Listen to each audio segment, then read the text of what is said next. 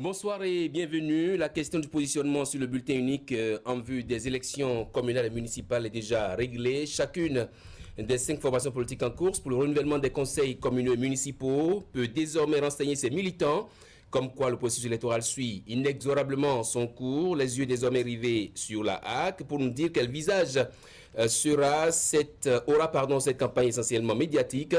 Le duel de ce soir se fera autour de cette question avec moi, Eloge Okamba. Bonsoir Eloge, bienvenue sur ce plateau. Vous qui signez votre comeback. Merci beaucoup. Qu'est-ce qui a pu se passer, Eloge Okamba, dites-nous. On est toujours ensemble, mon frère. N'est-ce pas? Et face à lui, Prudent Nasséou. Bonsoir Prudent, bienvenue. Merci sur ce plateau. Merci. Prudent Nasséou, Tado FM. Bien sûr.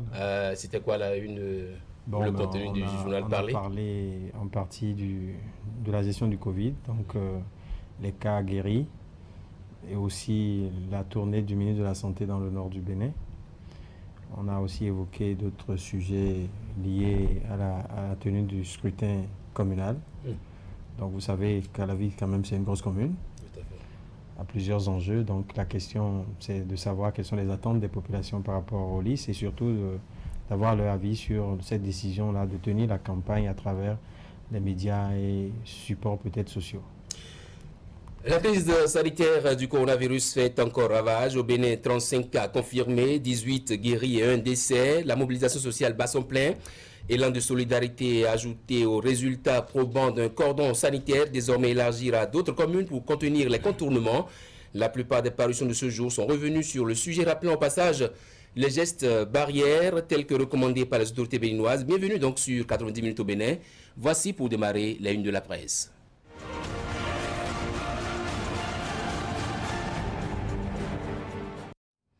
Et pour démarrer, le quotidien Libération riposte contre la pandémie du coronavirus. 35 cas confirmés, 18 guéris, 16 sous traitement et 1 décès. La stratégie du gouvernement Talon porte déjà ses fruits. Le Bénin, premier pays africain, a imposé le port systématique des caches nées. Mise en œuvre de certaines réformes du PAG. 40 millions d'euros supplémentaires de l'Union européenne pour le Bénin. Nord-Sud, quotidien coronavirus. 35 cas, dont 18 guéris, puis coronavirus encore, cette fois-ci dans le ventre du journal. Un allègement de la dette du Bénin. L'indépendant, le temps des moissons dans le secteur de l'enseignement supérieur.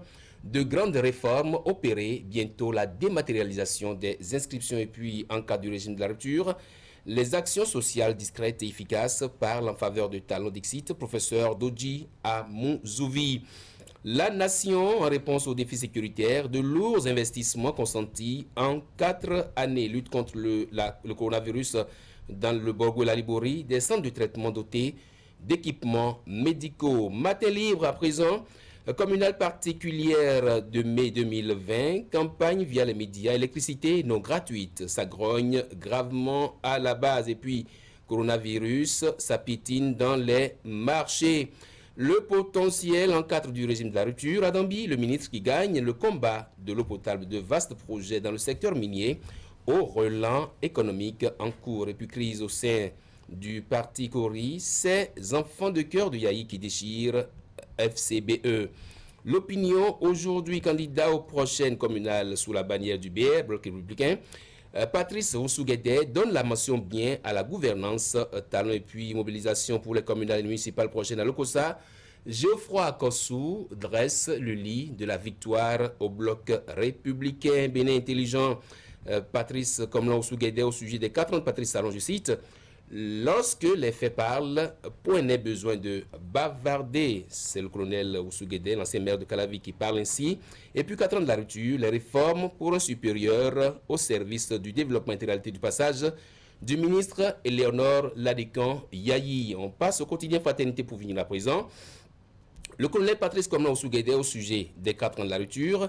Lorsque nous élisons un président, nous devons patienter et lui faire confiance, dixit l'homme. Temps d'antenne pour la campagne dans les médias. Débat houleux entre partis à la HAC et puis lavage des mains pour prévenir le Covid-19. Le sort des eaux usées, un casse-tête pour les Cotonois. En vérité, cette chronique signée Moïse Doussoumou. L'école pendant les congés. Retour plateau, je retrouve mes 2 débatteurs du jour. C'est parti pour le duel.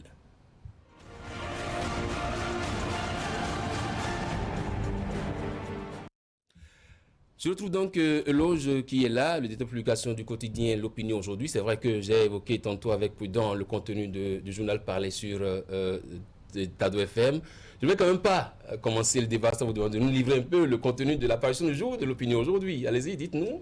Tout à fait. Vous venez de citer L'Opinion aujourd'hui dans votre revue de presse. Oui. Vous avez constaté avec nous, en manchette du journal, l'interview exclusive de l'ancien maire de la commune d'Abomey-Calavi, Patrice, le colonel, j'allais dire, Patrice Nsouguédé, qui a donné un avant-goût de ce que va être la campagne électorale en prélude aux élections communales et municipales qui s'annoncent déjà et qui vont commencer déjà le 1er mai prochain. Vous aurez déjà dans l'interview, quand vous lisez un peu, vous constatez que ça va être carrément à Abomey-Calavi une confrontation entre deux projets de développement. Le projet de développement qu'il avait conduit en tant qu'ancien maire et qu'il n'a pas pu remplir en 2015, son successeur a dû continuer. Qu'est-ce qu'il en a été, pourquoi il veut revenir, tout ça, c'est contenu dans cette interview. Et c'est justement ce qui nous a intéressés avec l'appréciation qu'il a faite de la gouvernance Tanon depuis les 4 ans de gestion. Et ça voulait donc dire que pour les communales qui s'annoncent, on va assister à une véritable foire d'empoigne, voilà. Oui, il est clair parce que nous lui avons demandé mais pourquoi il tient à revenir et il nous a confié qu'en fait son retour n'est pas dû à une volonté propre à lui, mais que c'est des sollicitations qui viennent de part et d'autre. Ça veut dire quoi? Ça veut dire que quelque part il y a une frange de la population qui n'est pas satisfaite de la gestion qui est faite actuellement de la commune de Calavi par l'actuel maire Georges Bada. Donc il souhaiterait quand même que cette frange de la population souhaiterait que l'ancien maire, en la personne de Nsouguédé, revienne pour continuer l'œuvre de développement qu'il avait entamé avant Georges Bada. Vous donnez un mot sur cette actualité-là, du côté de Calavi, ou Radio Tado FM est dans le leader? Naturellement, quand on parle de Patrice Nsouguédé, il faut quand même dire que c'est un dinosaure de la politique dans la circonscription électorale d'Abomey-Calavi, puisque nous sommes dans le cadre donc, des élections communales. Nous savons tous qu'il a fait 7 ans à la tête de la commune entre 2008 et 2015. En 2015, alors qu'il était candidat à sa propre succession, il a été battu par l'actuel maire de la commune, 24 voix pour et je crois 13 contre. C'était donc à la surprise générale que le maire sortant n'a pas pu être réélu du fait d'un certain nombre de choses. Je pourrais parler de la duplicité en politique, des départs qu'on ne pouvait pas justifier, même dans son propre camp politique.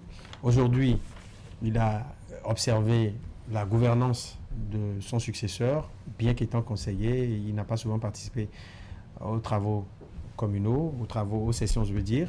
Donc il a eu le temps d'observer.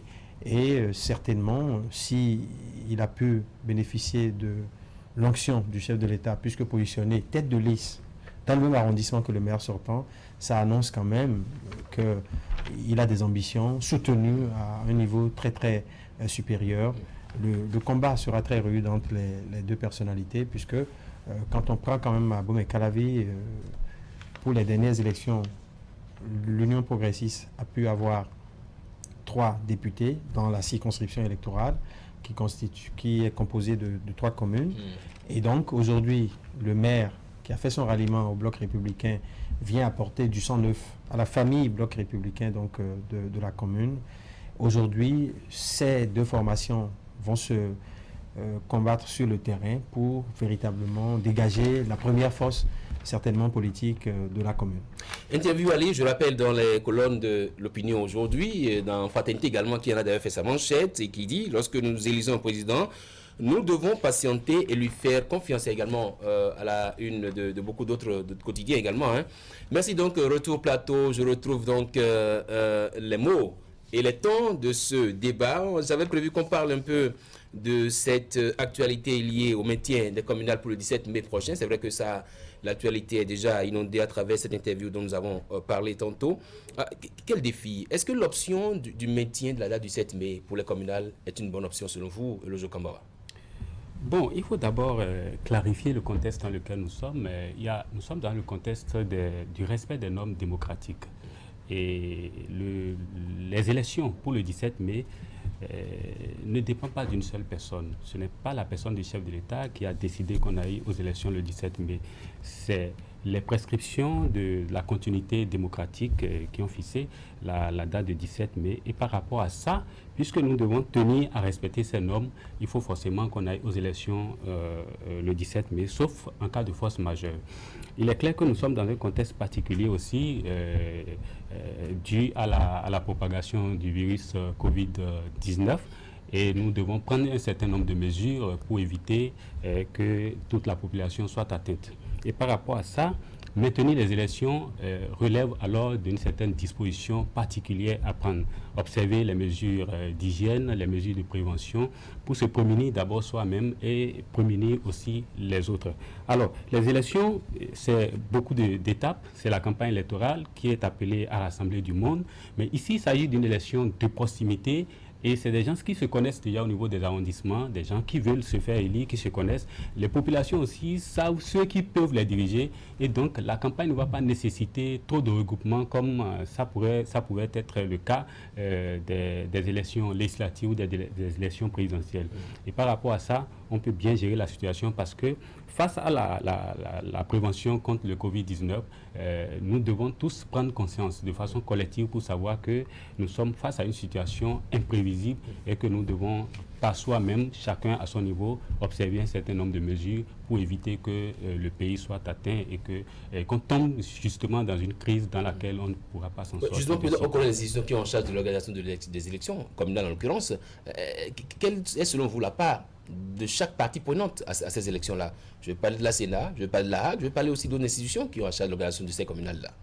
Merci. Je voudrais juste compléter ce que je disais tout à l'heure en indiquant que on a pratiquement le dos au mur, parce que quand on prend le code électoral, la loi qui est votée par les députés et qui organise les élections dans notre pays, il est clairement dit dedans que les élections communales devront se tenir le 15 janvier de l'année en cours, de l'année électorale. Donc, en principe, nous avons déjà raté la date du 15. Et le corps électoral est déjà convoqué pour le 17. Or, nous avons une élection particulière l'année prochaine. Donc, aujourd'hui, reporter cette élection communale ne fera qu'aggraver la situation ou nous mettre devant une situation confuse, d'autant que le code électoral précise que les autres élections se tiennent les années où il n'y a pas élection présidentielle. Donc l'élection présidentielle se tient seule au cours d'une année. Et donc les dates des élections sont déjà fixées dans le code électoral. Et par rapport à ça, il est évident que les institutions impliquées dans l'organisation aujourd'hui du scrutin ont évalué la situation et se sont dit, nous y allons. Heureusement, notre pays ne vit pas encore l'hécatombe en ce qui concerne la Covid-19. Et on peut justement, si on observe les règles barrières, tenir ces élections-là pour qu'une catastrophe ne s'en suive. Toutefois, il faut quand même souhaiter et plaider pour que il y ait, parce que vous savez, il y a toujours des citoyens qui veulent, par incivisme, enfreindre les règles préétablies. L'impatience peut faire que, dans les bureaux de vote, les prescriptions éditées ne puissent pas être respectées. Il faut forcément des gens qui puissent les y contraindre et qui puissent jouer au rôle de vigie.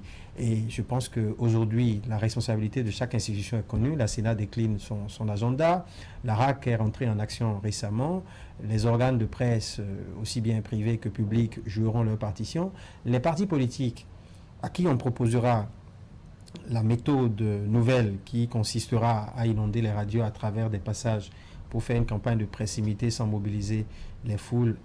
Actuellement, ces partis politiques... Pas seulement les radios, les télévisions les aussi. télévisions, justement, les médias, voilà, donc oui, tous les médias ouais. en quelque sorte. Ces partis politiques aujourd'hui sont un peu réticents. On espère bien qu'il y aura entente entre ces partis politiques et la RAC pour que tout se déroule dans de bonnes conditions. Mais est-ce qu'on peut prendre de l'éloge une aggravation de la crise sanitaire dès lors, un peu comme l'a dit Prudent, que des gens, par, précipitation, enfreindraient aux dispositions sanitaires initiées par le gouvernement? Vous savez, les élections, ce n'est pas pour les mineurs, c'est pour les adultes. Et comme on le disait tantôt ici, sur ces plateaux, il y a nécessité d'une prise de conscience collective pour savoir que nous allons aux élections dans un contexte spécifique, dans un contexte particulier, où il y a la menace du Covid-19 et nous devons prendre les dispositions nécessaires pour ne pas se contaminer et pour ne pas contaminer les autres. Et par rapport à ça, les mesures sont prises, les dispositions sont claires Et il nous faut simplement respecter les dispositions prises en la matière. Il est clair aussi que le bureau de vote, l'espace qui est réservé à l'expression du vote, n'est pas un lieu de regroupement.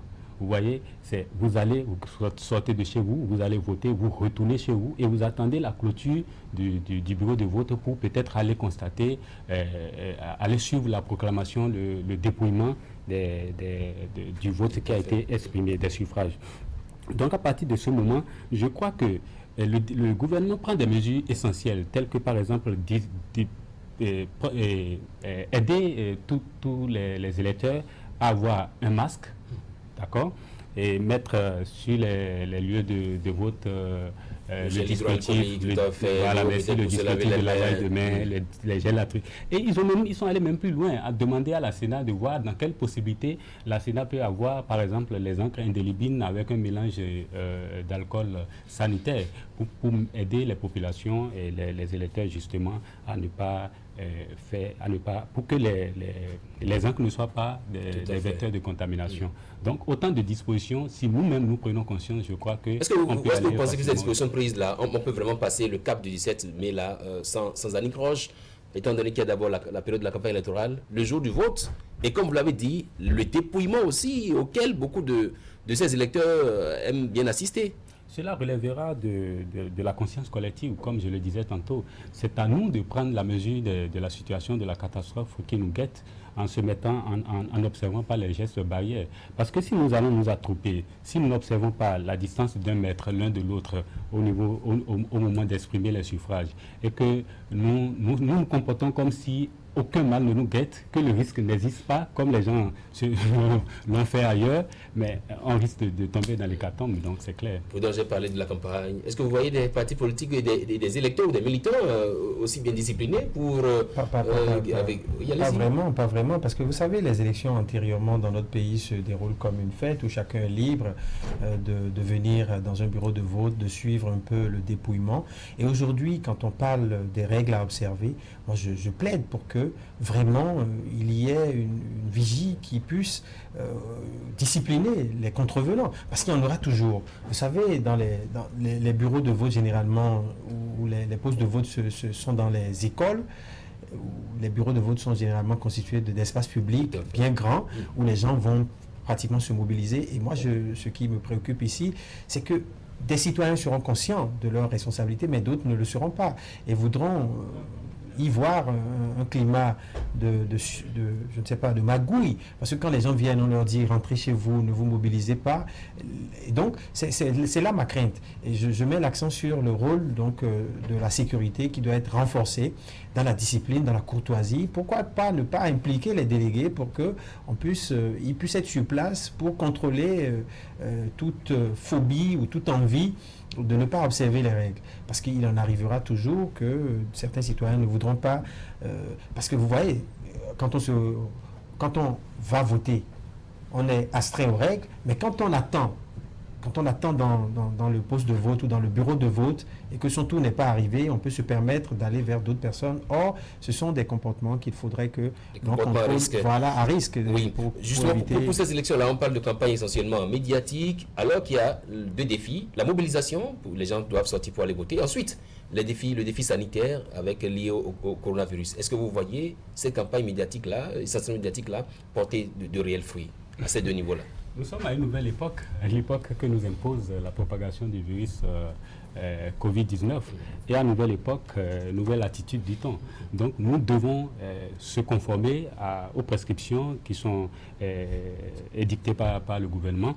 Savoir que la campagne va être essentiellement médiatique par les canaux de radiodiffusion et de télévision, par les canaux des organes de presse écrites, par les affichages également.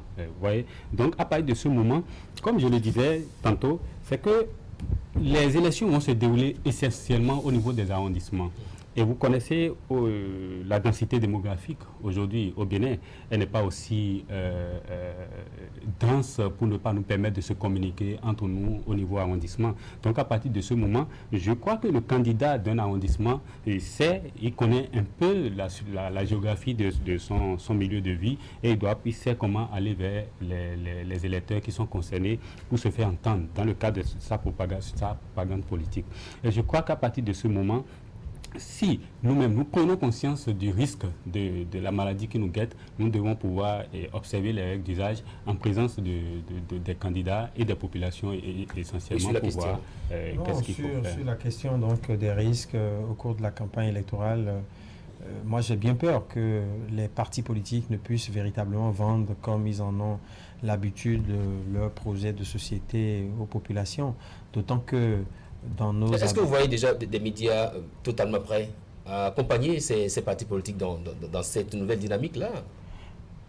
Oui, mais radio, télé, médias sociaux sans doute également. Oui, mais j'ai bien peur parce que d'abord les médias sociaux ne sont pas régulés, pas en tout cas.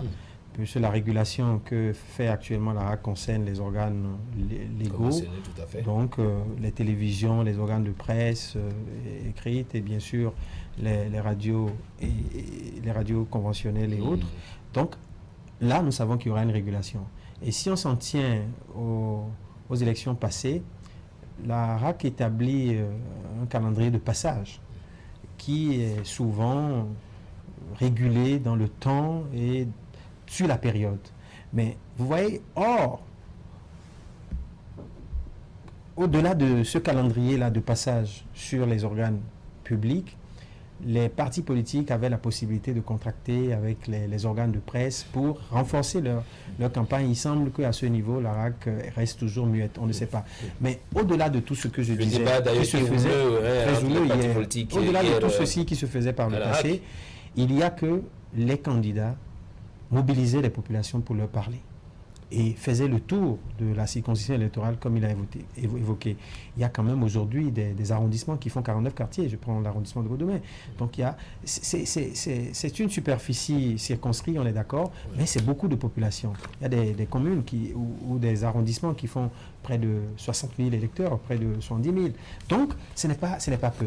Et empêcher donc les partis politiques par mesure de précaution liées à la propagation du Covid, d'aller vers ces personnes-là, il faut trouver des alternatives. Moi, je pense qu'au-delà donc de la régulation qui se fera, il faut permettre aux partis politiques d'aller contracter peut-être avec les organes et d'utiliser les autres canaux aussi. Et comment est-ce qu'on réglemente? C'est-à-dire que vous ne comprenez pas que les débats étaient houleux hier à la HAC, alors qu'il y a des formations politiques qui demandent qu'on régule équitablement l'accès pour ne pas permettre à ceux qui ont les moyens de pouvoir occuper les médias autrement. C'est là où le travail de la RAC va être tellement délicat.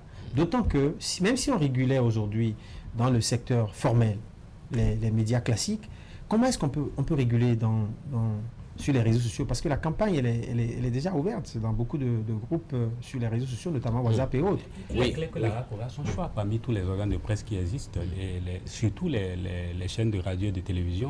La RAC aura son choix.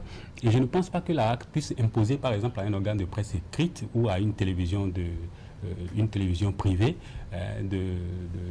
une tranche horaire équitable pour chaque candidat, à moins que cette télévision ou cette radio rentre directement dans le portefeuille de la RAC dans le cadre exceptionnel de cette campagne. Et ça, la RAC en fera les frais. On sait ce que ça peut leur coûter.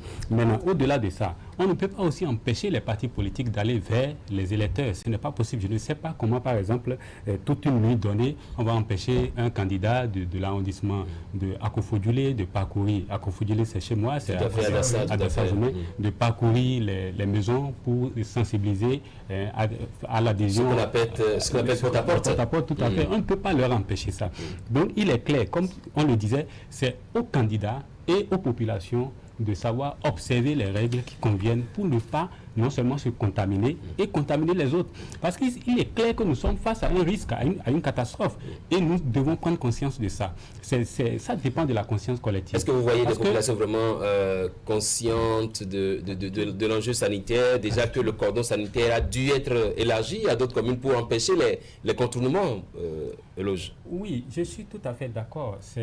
Nous parlons ici, d'accord, mais il est clair que personne ne veut se laisser contaminer, personne ne veut mourir. Et c'est vrai que la sensibilisation n'a pas été ce qu'elle devrait être, tout à fait, pour permettre à tout le monde de comprendre un peu l'enjeu dans lequel nous trouvons aujourd'hui. Il est clair que cette maladie, elle fait c'est carrément une catastrophe naturelle si elle tombe dans un pays. Et donc, par rapport à ça, les populations, les partis politiques même qui veulent faire passer leur message, doivent mettre en prime time la sensibilisation par rapport au Covid-19 pour savoir que lorsqu'ils vont vers quelqu'un, ils doivent observer la distance barrière d'1 mètre pour ne pas contaminer toute une famille. Parce que si, avant les élections, les campagnes vont durer 14 jours, si déjà au début de la campagne électorale, par imprudence, les gens vont se laissent contaminer, je me demande comment ils pourront survivre pour aller aux élections.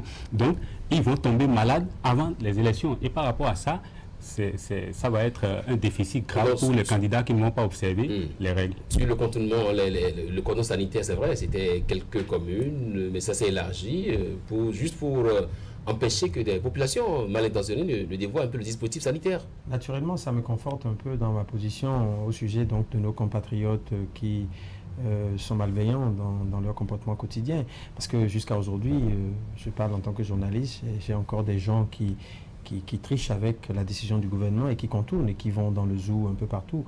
Parce que n'ayant pas compris qu'il s'agit quand même d'un danger qui les guette ou qui sont en train d'exposer leurs parents, les gens qui vont visiter. Donc, en réalité, j'ai bien aussi peur que trop de sensibilisation, parce qu'il y a quelques citoyens bienveillants, je dirais avisés, qui sont conscients de l'existence du mal et qui voient les ravages, mais il y a d'autres qui n'y croient toujours pas et qui pensent que c'est une invention. Donc, ceux-là continuent par tricher avec les règles, ceux-là continuent par exposer les autres et par s'exposer et exposer les autres. Donc, c'est justement là que tout le dosage doit pouvoir se faire. Et si on fait trop la sensibilisation au risque, donc d'insinuer la peur dans l'esprit des gens, ça va jouer sur le taux de participation. Donc, il faut voir le juste milieu. On ne peut pas non plus empêcher les candidats de toucher la grande partie de leurs électeurs. Parce que si on prend les médias classiques, on pourra les atteindre. Mais aujourd'hui, il n'y a que certains ont perdu l'habitude. Il a été prévu une dérogation quand même pour les acteurs politiques qui souhaiteraient aller rencontrer leurs militants. C'est ce que le communiqué a dit. Oui, mais on ne peut pas rencontrer plus de 10 personnes. Et ça contraste avec la campagne réellement. Donc le porte-à-porte, je suis d'accord, peut-être que les candidats seront résolus à faire du porte-à-porte, mais là encore, il faut observer les règles. Si vous rentrez dans une maison, et généralement quand un politicien vient, la maison ou la maisonnée accourt vers elle et veut se réunir autour de la personnalité. Donc tout ça, il va falloir voir de façon pratique comment on peut y aller sans non plus pénaliser les populations qui ont besoin de connaître. Est-ce qu'il faut donc tirer les conclusions lorsque le cordon sanitaire, pas plus d'une minute, que le cordon sanitaire a montré ses limites, vu que les populations, avec des concitoyens malveillants, arrivent toujours à contourner ce cordon sanitaire-là? Dans tous les cas, la grande masse est maîtrisée et c'est ce qui est important. Vous savez, dans la gestion d'une crise, vous ne pouvez pas obtenir un résultat à 100%. Un résultat obtenu à 115%, c'est déjà très important. Le reste, ça va passer, ça va évoluer de façon progressive par la sensibilisation. Parce que ici, il s'agit d'une question de conscience. Il s'agit d'une question qui relève d'abord de la responsabilité de chacun d'entre nous. Si le citoyen qui réside à Boycon, pendant ce temps, pense qu'il peut venir allègrement à Cotonou vaquer à ses occupations, alors que Cotonou est en danger, il s'expose et il expose toute sa famille. Et je me demande comment il va y arriver. Parce qu'il se bat pour quoi? Il se bat pour vivre. C'est la course pour la survie qui l'amène ici. Et si dans cette course pour la survie, il vient tomber, alors ça veut dire que tout s'arrête. Et nous sommes dans un contexte où tout est en train de s'arrêter dans le monde. Et seuls ceux qui sont ça ou se prémunir ne font évoluer encore les activités. Donc à partir de ce moment, ça relèvera de la sensibilisation et de la conscience de chacun. Est-ce qu'après la situation sous contrôle au Bénin, 35 cas, 16 guéris, je crois, un décès? Je ne vois pas les choses en ces termes, je vois les choses en termes des dispositions que nos autorités prennent au haut niveau pour prévenir et prémunir ce qui va arriver. Parce que 35 cas, c'est vrai que quand vous observez un peu la situation ailleurs dans les pays européens, ils sont passés en un mois de 25 cas à 25 000, à 100 000 et autres. Mais c'est dans les pays où les chefs d'État n'ont pas rapidement pris conscience de la situation. Quand vous prenez le Britannique Johnson, comment vous l'appelez, le Premier ministre britannique, tout à fait. Le Premier ministre britannique. Quand vous prenez le président, les Américains, et quand vous prenez également l'Italie, la France aussi, je crois que... Ils ont négligé, ils ont désigné tout de suite un ennemi qui serait la Chine, et ils ont pensé que cette maladie ne pourrait pas les atteindre. Ils ont été surpris. Donc ici, nous, on n'a pas encore désigné un ennemi. Nous sommes face à un risque, on a pris conscience du risque, et on est en train de se préparer pour barrer la voie. Quelques secondes à vous, Président, on va boucler. Non, je pense que l'essentiel a été dit. Il faut quand même plaider pour qu'au niveau des institutions de la République, il y ait entente pour que les élections se déroulent dans de bonnes conditions, mais en même temps saluer les efforts du gouvernement en ce qui concerne la prise en charge des cas de Covid. J'ai comme l'impression que Dieu est avec nous et au Bénin, on a quand même un taux de guérison de 51%. Si on s'en tient aux derniers chiffres, c'est inédit dans le monde. Et il faut espérer que les mesures prises portent leurs fruits pour que le mal soit conjuré. Merci. Merci à vous, Président Nasséou, Tado FM. Merci à vous, Eloge Kambara. On va vous revoir régulièrement désormais, hein? C'est promis. Merci beaucoup à vous, Eloge Kambara. Merci. C'était donc le duel sur deux sujets. Voici venu l'heure de s'informer. On se retrouve juste après la demi-heure d'information.